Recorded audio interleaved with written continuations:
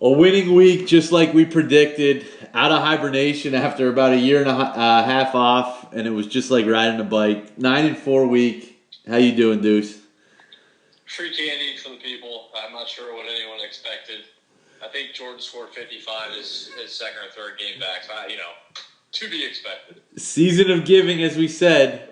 You said it had the feelings of an 8-3 week, and you were almost right on. And honestly, it could have been better. A couple of breaks go our way. It could have been a lot better. Yeah. If Teddy Bridgewater doesn't stink, then that one's an easy one. I was just gonna say, you look at that box score, you would think we would have covered that one. If someone would teach him how to tackle, then we do cover that one. Yeah. He does not want to tackle anybody. He's proven that twice now. Well, we'll start with college before we get into Week 14 of the NFL. Some changes in the coaching ranks since we last spoke. Cristobal to Miami, Venables to Oklahoma. Thoughts on those two? First, Venables. I think it makes sense, right? He's an Oklahoma guy, kind of. So I think that makes sense. I kind of like them going the defensive route this time because, they've been terrible on defense for as long as I can remember. They're going to move to a tougher conference. I don't know who his OC is going to be. I think that's probably a big hire for him.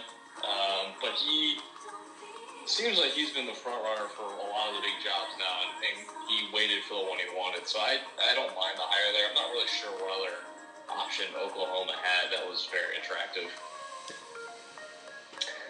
And then Miami, we heard rumblings of this. I said last pod I thought it might be Lane, which I still think makes some sense. This one makes a ton of sense from a non-X's and O's perspective.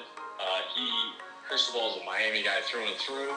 From there, apparently, I was reading a little bit about this yesterday. Apparently, his connections in the Pop Warner high school football circuits in South Miami run really deep. So I think he is going to get a ton of recruits eventually. I don't think that solves. I'm not sure how great he is as an X and O's guy. I think he's proved at Oregon that he's maybe just average, if we can say that. But he got recruits at Oregon, and I think those ties in Florida are going to be a big help. You hear that a lot. Oh, this guy will be good at recruiting. James Franklin, great at recruiting. But I think this time it actually might hold true. Seems like everybody's high on the AD they took from Clemson as well. Yeah, I'm not. We probably should have somebody else talk about this. I'm not well versed in why one AD job is better than the other. I'm not, unless it's just money or maybe the AD's from Miami. I don't know anything about him, but kind of weird. I feel like Clemson would be a really good AD job to lead. Tony Elliott, the offensive coordinator, has been rumored for both Virginia and Duke. If he leaves, how much effect is it going to have on Clemson, losing both coordinators?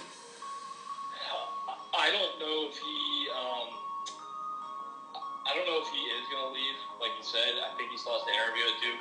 I did read that he left the Virginia interview. I think they did not come to an agreement. They were kind of apart on money. So, not sure he's going to end up at Virginia. But to your point or to your question, Dabo seems like the motivator. Right. It seems like they had a group kind of plan each time they were in a big game. I don't know. I do think this could be a little chink in the armor, and we actually get to see what Dabo really is as a football coach. Cristobal leaving for the U opens Oregon. Do you put it better than 50-50 that Chip Kelly is back in Oregon? Man, I don't know. It seems weird to me. You would think he might want to get out of UCLA now before and if Lincoln really gets USC rolling. I think it does make some sense, but I'm actually going to say less than 50-50. Chip way more than I do just from his stint in Philly. I don't know. It just seems quick for that move to me after a pretty good season for UCLA. Yeah, I don't know what promises or what they told him when he signed on at UCLA as far as facility goes or upgrades. I think that would be the only reason he would consider obviously Oregon has no issue spending money. Yeah, and clearly he had tons of success there when he was there. I don't know how, if he left on bad terms or what, if they were upset that he left. I doubt it, just because he went to the NFL. So that'll be interesting, but I think it's a little less than 50. It just seems kind of weird timing if he did take it. If it's not him, I'm not sure who makes the most sense. I'm going to go back to Wilcox, but just as for me personally, I think he would do really well up there. Just like I thought he would do well with the UW job, but I'm not sure. I think they want more of an offensive guy, right? Creative guy at Oregon. So, like you, I kind of don't know if it's not Chip who it would be. Right. Maybe Heupel. I don't know. Yeah, that may make some sense. Just the West Coast ties would be the only concerning. Yeah, and does that even matter unless you're in LA? I don't know. That's a good question. Not as much chaos played out as it could have. Did the playoff get it right with Cincinnati? Yeah, I think they had to, and I'm a little disappointed there wasn't more chaos. But I think that you had to do that, right? This was the one year you had to at least give it a try, especially since there was not really a team. Make your arguments, if you will, for Baylor or Notre Dame, whatever, or Ohio State, or whatever. But there was no team that was sort of an obvious next pick, I don't think, personally. They opened 13.5-point dogs to Alabama. Any early thoughts? So, I was listening to the radio the other day. Kind of makes some sense, but Bama is the favorite, I think, at this point. Well, maybe not, but number 1 seed, but they might not even be a top 5 team in the country if you look at it that way. They just match up absolutely perfectly with Georgia, right? Correct. Everyone would agree with that. But if they're playing Ohio State on a neutral, what's that line? How much? I think a lot of people would be kind of enamored with picking Ohio State in that offense against them, especially with those receivers. So it's interesting. Look, Cincinnati's got NFL players in the back end. And at linebacker, which it does present a little bit of a challenge for Bama. I worry that since he doesn't have the depth on the D-line and the pass rushers to really bother Bryce Young, and that's kind of where I lean away from Cincinnati having a real fighting chance. Forget the line or forget winning the game. I think they're going to get worn down by Bama's size eventually. We'll see, though. They're going to be up for this game like no other, I would think, right? No, I agree with you. I think the running back over-under yards will be an interesting play for Bama, as well as Bryce Young's over-under rushing yards. Because, as you said, that back seven for Cincinnati is pretty good. They got some NFL talent in that secondary. So Young may have to make some plays with his legs. Yeah, and I love Ford, Cincinnati's running back. I think they could get him on the edge, matched up in space, and he would be a nightmare for some of Bama's linebackers. I don't think they're going to be able to just run it right at Bama, but they can get him in space. He could have a huge game. How surprised were you with that Alabama-Georgia game? Well, since we, on this podcast, we're on Alabama, I was not surprised at all. That is everything that we thought was going to happen played out. Bryce Young used his legs. They had more explosive plays, I think, than I thought Georgia would allow. But look, Georgia runs a 1992 style offense, and that plays right into Saban's hands. That's what he's so good at, defending. He has traditionally struggled with mobile quarterbacks, innovative offenses that spread him out, and that's not what Georgia does. So Georgia's never going to be able to beat Bama at that game, I don't think. And look, the quarterback was the difference. Bryce Young, way better than Stetson Bennett. Kind of is what it is. Is saying it that way, because to me, Georgia and Michigan are very similar. Yep. Is Cincinnati the worst matchup for Alabama of the three left? Yes, I think so. I know it sounds crazy to say because they do not have the depth of athletes that either of them or Georgia have.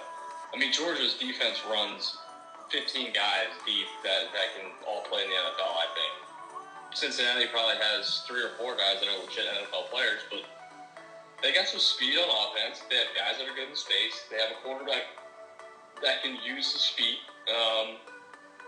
So yeah, probably. I mean, Michigan would be the best matchup for Bama, I think. Speaking of Michigan, they are now an 8-point dog against Georgia. Early thoughts there. I think this line is telling us something. I think it is begging people to take Michigan. We just saw Michigan run the table at the end, right? We saw them kill Iowa when a lot of people were in Iowa, me included. We saw them beat Ohio State when a lot of people didn't think it was possible, and they were almost double-digit dogs.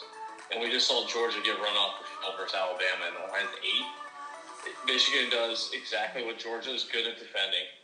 Michigan runs the ball well. Georgia's defensive line is unbelievable.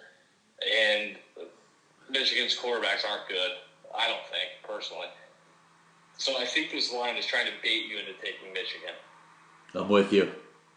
It just seems like it. So I'm leaning Georgia just because of that. If Georgia's offensive line holds up in passing situations, yes. I don't know if this game is close. If Georgia scores a touchdown first, if it's 7-0, I think it can get ugly. Yeah, once Michigan becomes more one-dimensional, I agree with you. It could get very ugly. Yep. What's the rematch line, Alabama-Georgia? I think there's a look-ahead out there that I saw Georgia -1.5. Wow. Let's just say, that's a 5-point adjustment from when they played. I think you're going to get a lot of Joe Public kind of when that opens for real, if those are the two teams. Betting Bama quickly, I think it really quickly gets down to pick or Bama -1, 1.5, 2, something like that. I just cannot see Georgia beating them with Stetson Bennett. I'm with you. Unless Kirby Smart all of a sudden has an epiphany and gets aggressive and plays JT Daniels, which is not really his style to make a knee-jerk aggressive reaction like that. But I do think that's the type of wrinkle that would turn the tables. I agree. I think that's his only shot. But as you said, that's not really his MO. His MO is to keep trying to ram the hole in the square and hope it works. Well, we have 3 weeks till the playoffs, so we'll get back to that. Anything else on college football? No, pretty entertaining end of the year, I thought. The last couple of weeks, I thought of college football were really good. I agree. NFL 3-1 last week. As we mentioned, our only loss was the Broncos. But a good week. Otherwise, your overall thoughts on Week 13 and where all the teams now shake out? I don't think I've really changed thoughts. I mean, the AFC is wild. I think it's the same teams that are who I thought were the better teams are still the same. I still think the same way. The AFC North is going to be wild. I think Bill Belichick proved a point on Monday night. I think he told Sean McDermott, "Hey, look, we can beat you any way you want, and I'm going to humiliate you." So I still think New England's really good. And Kansas City won a gritty, grimy game, which I like to see because we were kind of hoping to see that from them. So I still don't think there's a dominant team out there like there usually is, and I think there's 3 or 4 good teams, and the rest are just minutia. The two teams that stick out to me, and I know one has beaten some bad teams, but the Colts and the Dolphins seem to me like they're playing the best football in the AFC right now. And I know the Colts are 6-6, just blew that game 2 weeks ago to Tampa. 7-6. 7-6. But I don't think I would feel comfortable playing them in the first round of the playoffs. No, I mean, we've talked about this a million times. Playoff football is different. You have to kind of be malleable where you might need to play fast, slow, bad weather, good weather. And I like versatile teams. They have a brutally tough offensive line. And they have a great running back, and they have guys on defense that care. I totally agree with you that that's the type of team when it's cold you don't want to play. They're just going to keep punching. 7-6. They have a couple tough games. They're going to play New England, I think, next week. Correct. Yes. And that's, to me, just looking at the records, that's probably their whole season right there in that game. I agree. So that'll be an interesting one. I think Bill is going to make Carson Wentz beat him, and Wentz played pretty well this year, so we'll see. We had talked, exchanged text messages about a week and a half ago about the Chiefs. We mentioned it in the pod last week that we were leaning towards them as representing the AFC. Is last week what they are? Because it seems like something is missing on the offense. Or are we going to turn it on one week and they click? I am leaning towards that's kind of who they are, and they can have these flashes of explosiveness, but they aren't the same unit that they were 2 years ago. Is kind of where I'm leaning. I don't know if it's Kelsey's a step slower. Teams are just basically saying, we're going to put two guys in the deep halves of the field, and you're not getting any big shots, and we're going to make you be patient. I think it's tough to be patient, too, when you can't run the ball.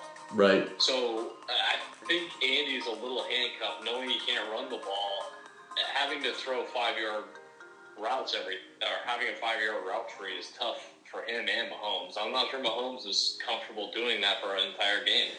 Like, there's no way that they would have beat Buffalo in the same manner that New England did. That's not in their DNA. So I kind of think this is who they are for right now until they have some roster changes. If Andy Reid ever ran the ball only 3 times a game, there's a better chance of him losing 200 pounds than running it just 3 times. He would have had a season by halftime, I'm sure. There's just no way. It's just not how he's built, which is fine, but that's why I kind of still like New England, because I think they can beat you both ways. Where are you at with Mac Jones? I really like that. He was okay throwing the ball 3 times. I doubt there's many other quarterbacks that would have been okay with that. I don't know. We'll see when a team makes him throw the ball, but he's shown that he's so accurate that he's okay taking the underneath routes when available. It was fun to watch a football game played like that. Probably the first time this year it's been like that. But I really did want to see Mac Jones have to make some throws. I've not had the chance to see him too often this year. He's really accurate, and I found the game entertaining just because it seemed like Belichick had his middle finger up the entire game, basically saying, "I know you guys aren't tough. We're just going to punch you, and I know you're not going to get up." And it was hilarious to watch Micah Hyde's reaction after the game. He was just a huge pussy asking the reporter, "What kind of question is that?" It made no sense why they can. Well, you should be embarrassed. You just lost a game where you got through 3 passes. It made no sense why they continued to blitz. Why not just stack the 8 guys in the box and make the tackle? Because I don't think they have that ability. I think Jonathan Taylor proved that the week before. They ran a trap 62 times. That's what I mean. I think Belichick literally just sticking his middle finger up and saying, "We know you're not going to stop this because you're not tough." How about NFC thoughts? Did anybody sway your opinion? Where are you at with Arizona right now?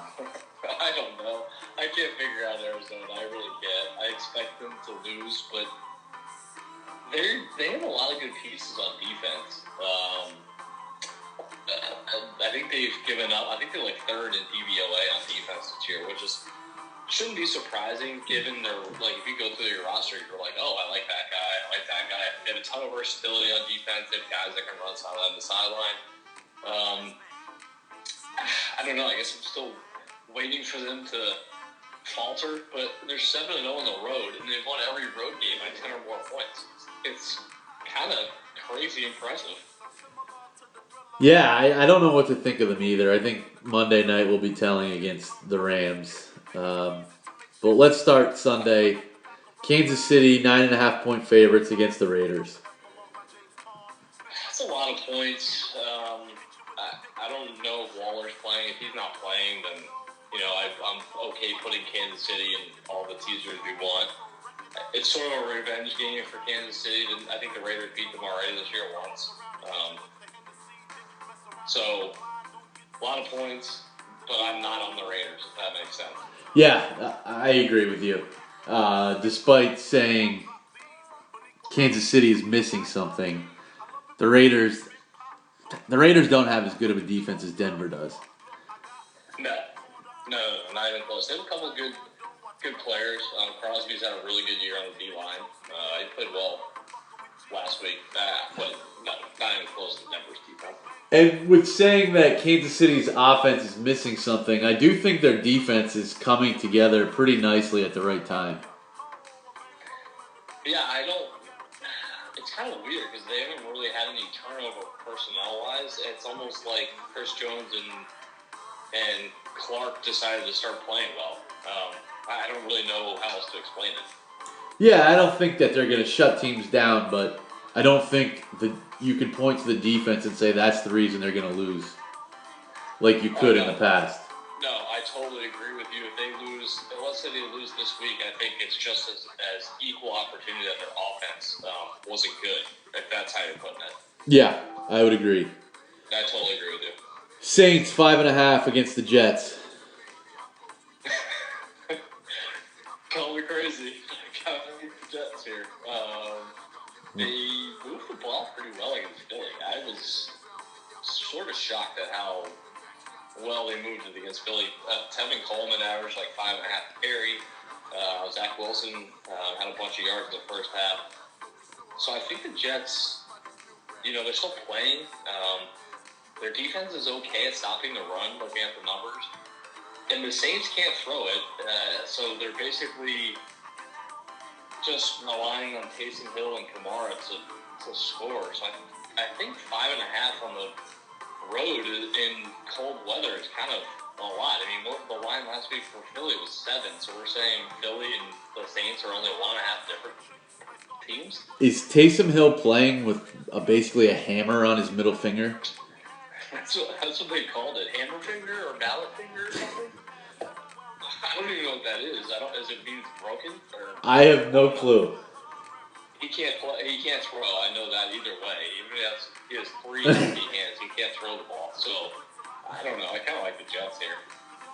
I think it's either a Jets outright or a Saints blowout. So luckily, I don't have strong feelings because I do not want to be on the Jets. We do our weekly pick 'em. I think Jets would be like a top 5 play for me. Okay, well, it's not for me, so we don't have to suffer through that. Okay. This is an interesting one. I'm intrigued to get your thoughts. 49ers, 1.5-point favorites against the Bengals. Can you explain why San Francisco's favorite here?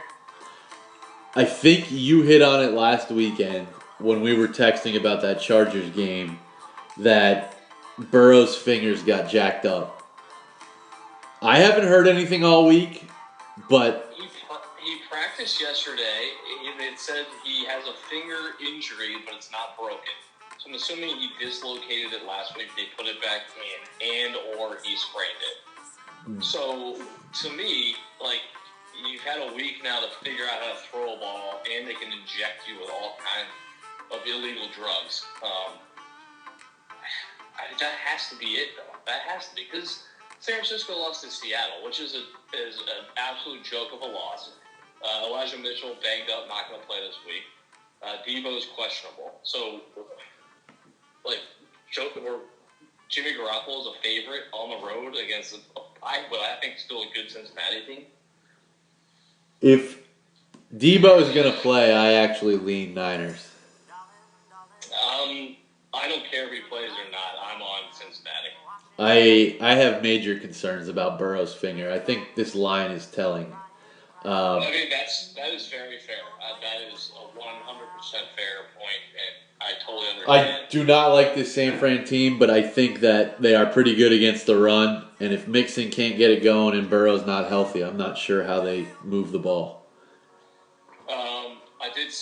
I'm looking at the injury report right now. It looks like they are getting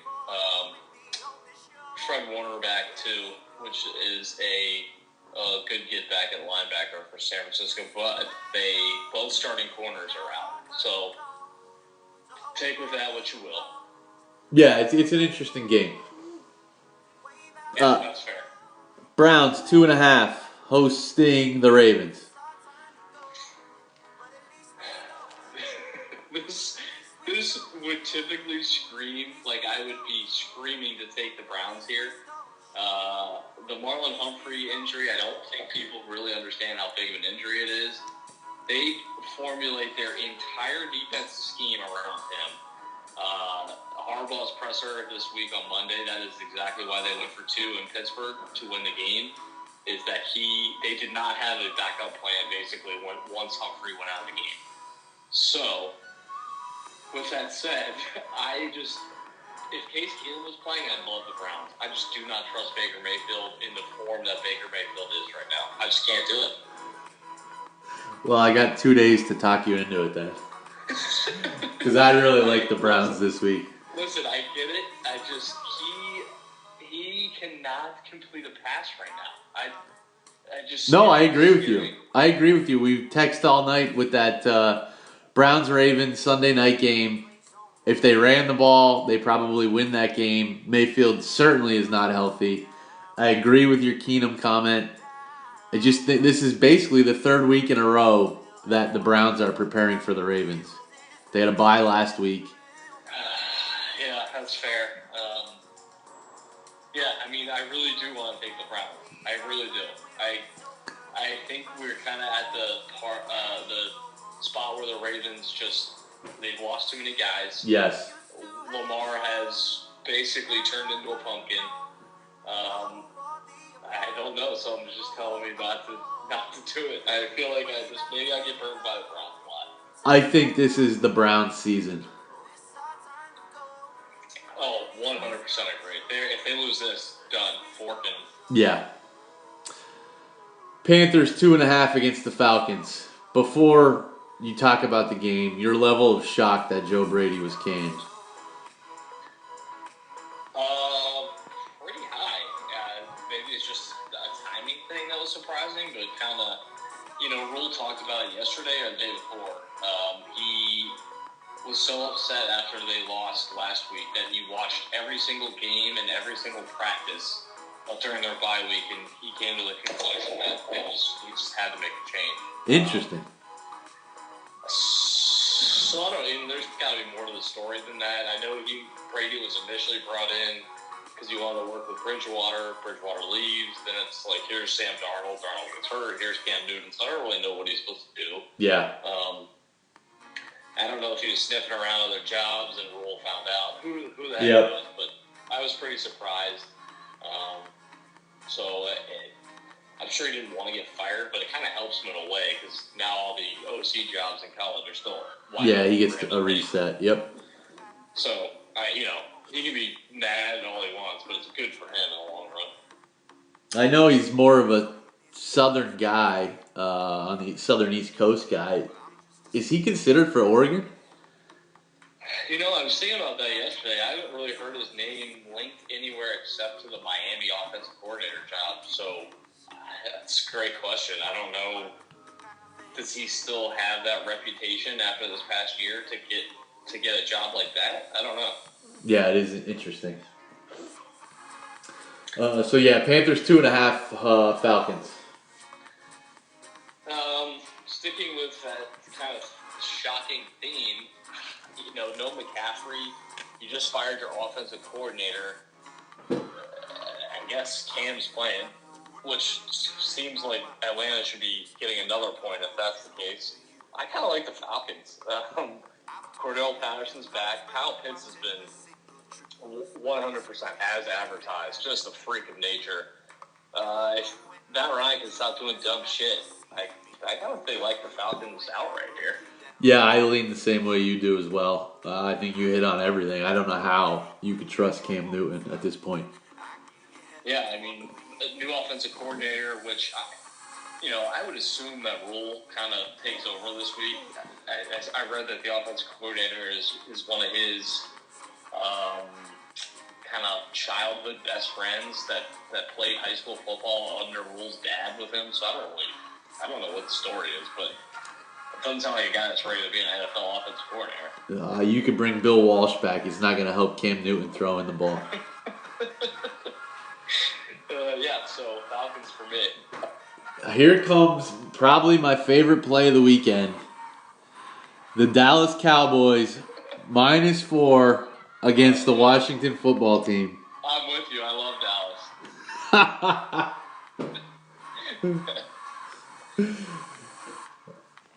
I hope that was a joke. No, I am not on Washington this week. Oh my goodness. Why? The only thing that worries me is can they win another one in a row?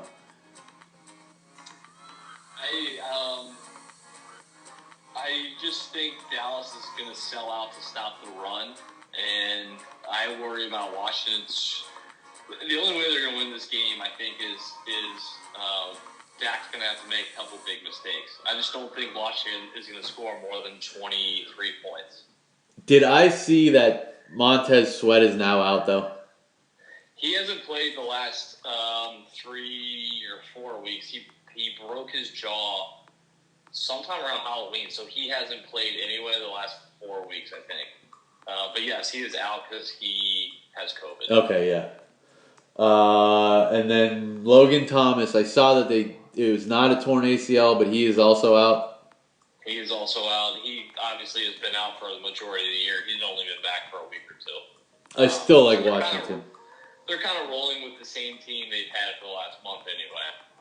But I still like Washington. I think you're going to see a lot of pros being on Washington this week. I don't know. I just don't trust that they're going to score enough points to keep up with Dallas. Now, I could be totally wrong because Dallas hasn't really played well in a month. And I'm probably blinded by skepticism for Washington ever being good. No, I understand that. I do think, though, they have an enormous coaching advantage and a coach that is going to keep them grounded as far as your skepticism. I do. They get McKissick back, which I think is a huge part of the offense with Heineke. He's his security blanket. I do think if Gibson has a good day, then you're probably dead on with this pick. If Gibson struggles, if Dallas sells out to stop the run, I think it becomes a much bigger uphill climb for Washington. No, I can see your point. Seahawks 8-point favorites against the Davis Mills Texans.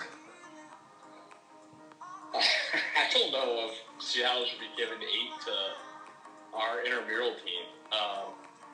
This seems like I know Texans are awful, like historically bad, but I don't know, man. Seattle sucks. I don't get it. I think Seattle last week was more of just we're out of it, let's stick it to our division rival type of game. I'm not on the Texans by any means, but I'm not laying 8 in Seattle. I'm 100% with you.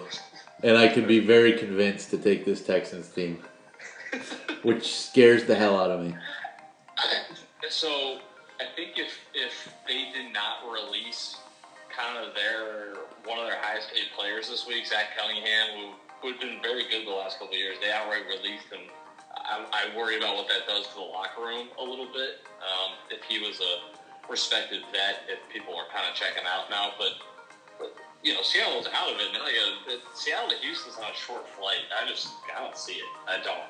I don't know. I have not been able to verify this stat, but I heard that the teams are 1-11 against the spread the week after playing San Fran. Ooh, man. I'm going to have to dig into that and find that stat if that's real. That's a big one. Yeah, there may be a couple games, depending on the line you got, that could sway either way, but that's the stat I heard. Kind of surprising. I wonder why. It sounds like San Fran's defense is the Patrick Willis San Fran defense. Kind of weird. Yeah. Denver -10 against the Lions. The Lions, from what I read, have a ton of COVID issues. I am never one to lay double digits typically, and I am definitely never one to not forget someone that fucked me the week before, like Teddy Bridgewater did to us. But this seems like the mother of all good spots to me. Like, the Lions, do they care about getting another win? I sure don't think so. This sort of feels like Denver pound. I'm with you. But as we did last week, we'll wait till Sunday to give out the officials just in case anything pops up. COVID really determines that. Also, note to this Denver game, awful news to see Demaryius Thomas pass away. That's a tough one. He was young. It seems like he's been out of the league for longer than it seems, but I was surprised to see he was only 33. Yeah, I did. I thought he was our age, to be honest. Crazy. Chargers -10 against the Giants. This is one where I cannot. I think Jake Fromm is playing. He is. Oh boy, this. Talking about laying double digits with a team you don't trust. The Chargers are maybe the one team I would never want to lay double digits. I can't really have a feel for this game because Keenan Allen and Mike Williams are both in COVID lists, but both have a chance to play. Mike Williams needs to not have any symptoms by, I think, tonight, and then he's good to go if he's negative, and then Keenan Allen needs a negative test the next 2 days. But, I mean, those are the two top wide receivers, so not really sure how to handicap this one. What would this line have been last Saturday before the Chargers beat the heck out of the Bengals? The Giants lost to the Dolphins in kind of a sloppy game. Probably 7.5, 8. Yeah, no, I agree. Fromm that's bad, but Fromm can't be good, right? Fromm worries me a lot, but is he that much worse than what Mike Glennon was last week? No, and I think just watching Fromm a lot in college, he is one where if they're losing by 30, he's still not going to push the ball down the field. He's going to not try to throw an interception, even if it's down 30. So Kirby Smart smiling somewhere. They should have. I can't believe he didn't ask for red shirts, 6th year, and all that grad school, because they were a perfect fit together. But this is one where typically I would be on the Giants, but third string quarterback, new Freddie Kitchens offensive coordinator. I'm reading right now that quarterbacks coach is out for COVID, so I guess Freddie Kitchens is now mentoring Fromm, which is kind of scary. So this is a complete stay away. Yeah, I did like the Giants, but I just think that there's 2 to 2.5 points of value. I don't think the Chargers should be 10-point favorites. I mean, the Giants' defense is halfway okay, actually. Yeah, I mean, the Chargers struggled until last week, and I know you watched more of that game than I did. It seemed like the game turned when Jamar Chase basically threw the ball to the Chargers. I mean, that was a good game to watch. I don't know if it was a script or what, but the first 3 or 4 drives, people were just running wide open for the Chargers. Herbert was very sharp. They got whatever they wanted, and then they kind of, mid-second quarter, Cincinnati made some adjustments on defense, and if not for that Chase pick and the Joe Mixon handoff to the linebacker pick or fumble return for 6, I think the Chargers were going to lose that game. Yeah. Yeah, that's exactly to your point. Besides the first kind of 4 scripted drives, they weren't very good. Yeah. So, depending on the news, I may be pushing for the Giants and the Texans this week. Let's just parlay them. Who cares? I'm going to throw the Jets in there, too. 3 money lines. I like it, actually. I'm going to jump to the 8 o'clock game and save 2 good games for the end. Okay. Packers -12.5 against the Bears. Are we not allowed to flex? I know. Why the hell is this not a flex game? This is ridiculous. I agree. Fields is starting, it looks like, which I guess if you want to back Chicago, that is a positive. I mean, Rodgers has just owned Chicago in his career, so I'm not real thrilled, but I kind of want to take Chicago just out of principle. I don't know if I could do it with Matt Nagy. I know.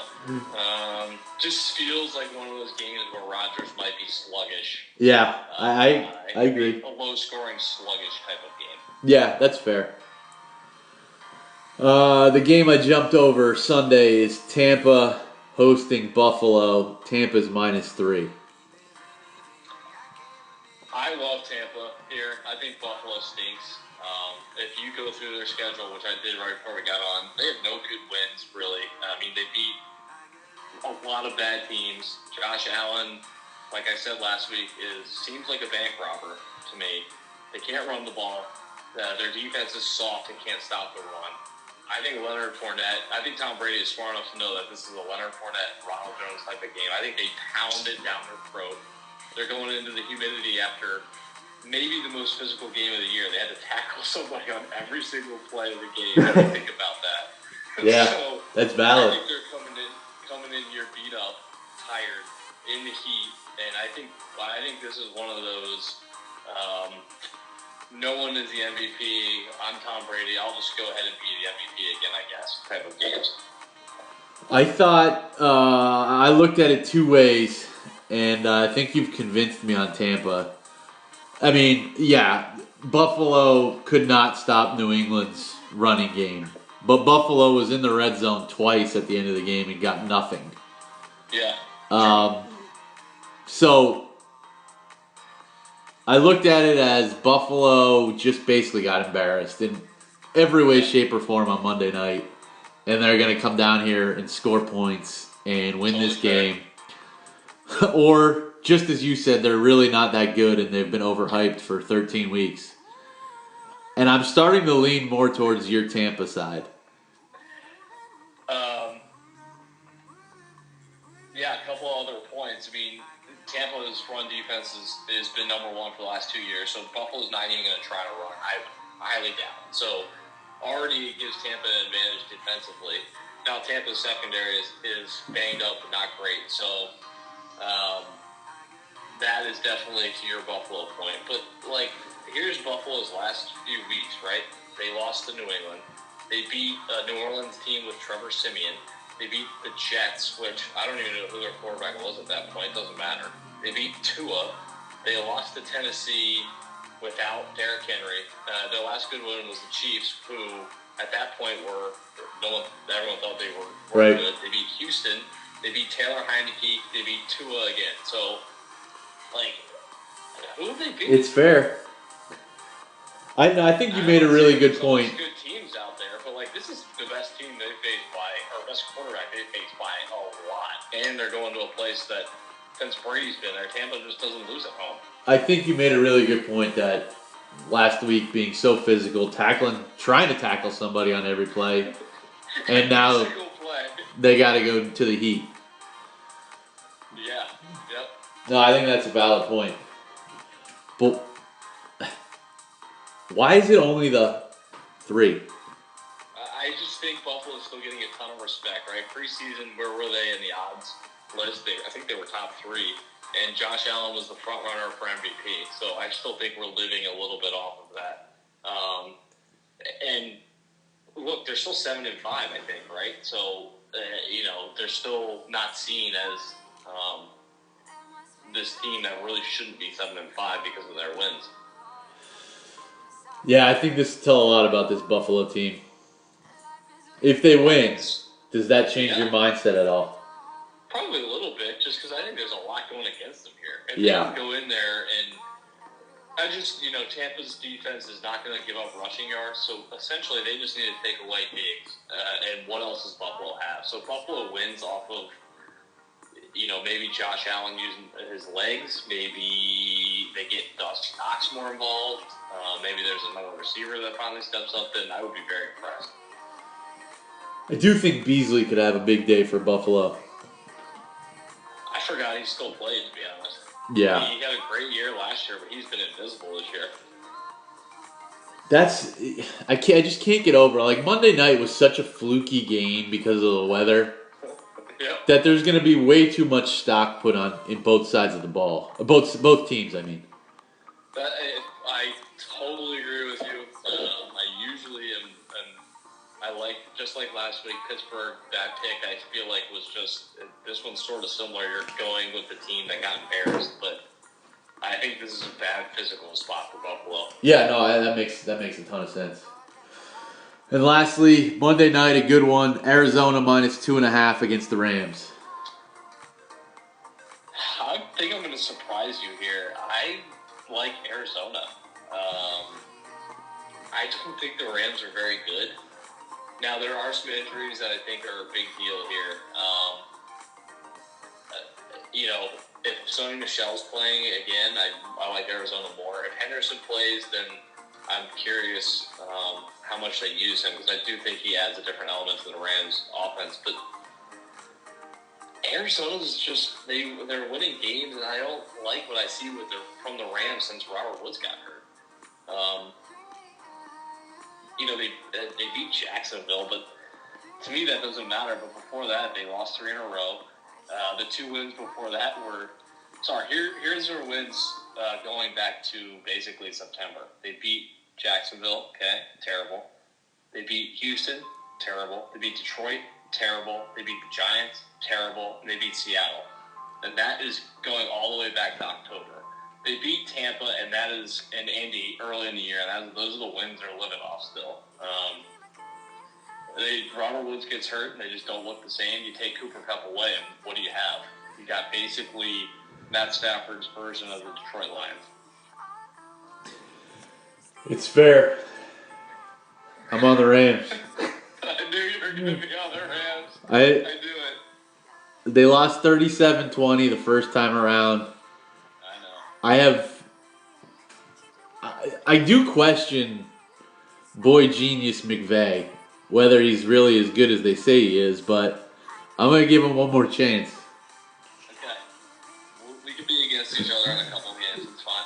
We may only have the Giants, the Texans, and very unlike a 10-point favorite this week that we agree on.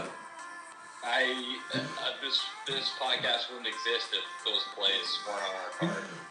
But it's for the people. So if there's nothing, there's nothing. Yeah, it is what it is.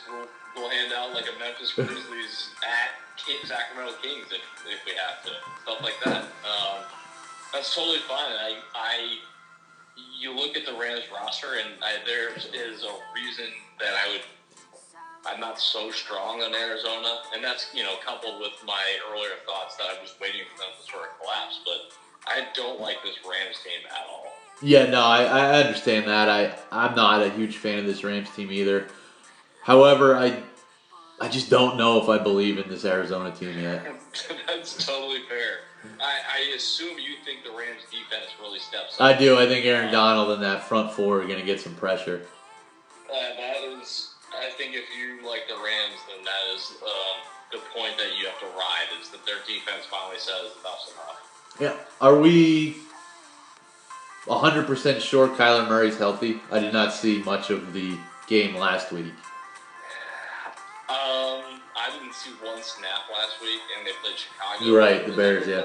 Yeah, so I don't think really, I don't think he had to do much, but that's a good point. And I mean, you could... How healthy is he? You could go to the other side. Is Stafford healthy? Stafford's definitely not healthy, and I think that's one of the reasons I lean Arizona too. And he just hasn't looked good the last month, basically. Yeah, I thought this line was going to be higher. I thought it would be 3.5. So I do think that there's maybe a 1.5 of value on the Rams right now. Yeah, that's fair. I think that's fair. I think there's probably a little bit of LA kind of bias built into here too. Big market, small market. Yeah.